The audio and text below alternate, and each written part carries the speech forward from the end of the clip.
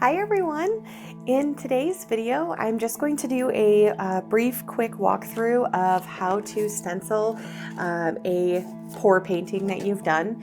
So I did this dip in a previous video. It's actually just on a 6x12 wood canvas. And then I have a feather shape stencil that I want to use and add it to my surface. You only need a few tools for this. It's really simple. You just have to have a stencil, some paint.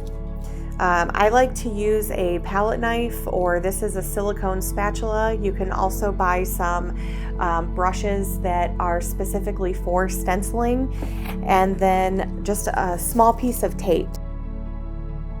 My stencil is actually almost a perfect shape for this. So we're just going to tape it down so that it doesn't move.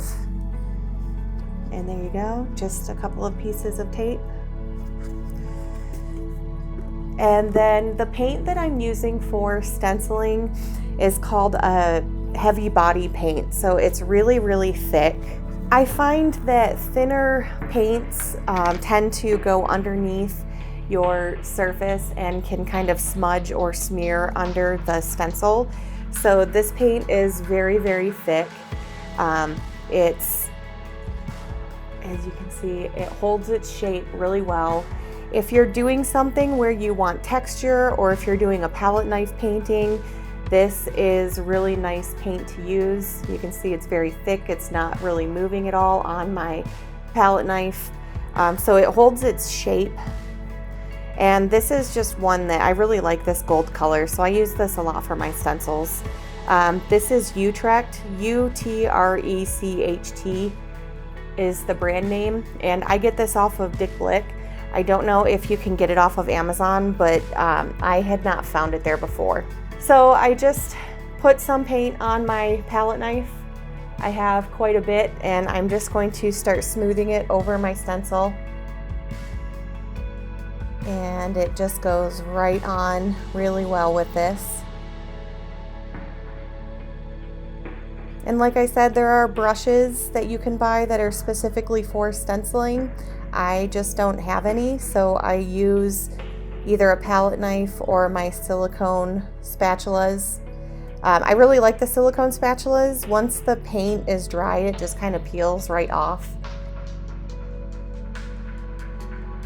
And I'm just trying to gently remove excess paint as I go along. And just fill in my entire stencil. And if you scrape off that excess paint, I have a little bit of excess paint, I'm just going to scrape it right back into my container.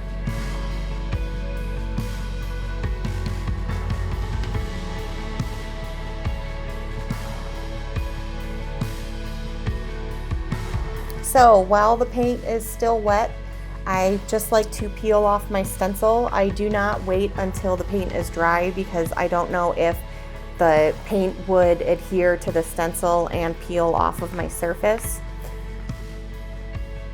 So we just very carefully remove that tape and then peel back that stencil, and look at that. That is perfect. And then I just clean this off, the stencil, with soap and water, and it takes that paint right off. But then I will get some pictures of this once it's all dry. But I'll just show you. It looks very, very nice. That was a really pretty stencil. I love this gold color. It dries a little bit darker, so it's kind of light right now.